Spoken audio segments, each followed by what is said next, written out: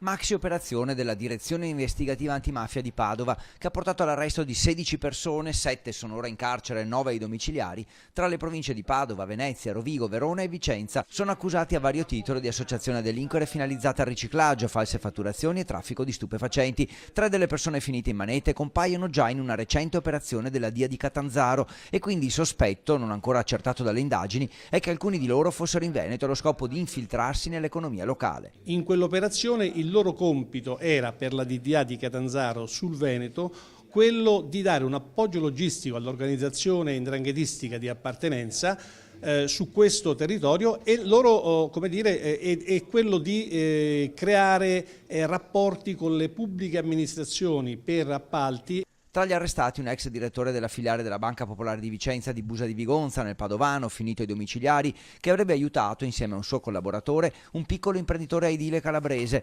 associato all''ndrangheta, a muovere denaro, secondo le indagini, in modo illecito. Tra gli arrestati ci sono anche 2 bancari, perché hanno favorito con i loro comportamenti, pur sapendolo, uno dei principali indagati dell'attività. Gli investigatori hanno sequestrato complessivamente beni tra immobili, auto e moto per 800.000 euro.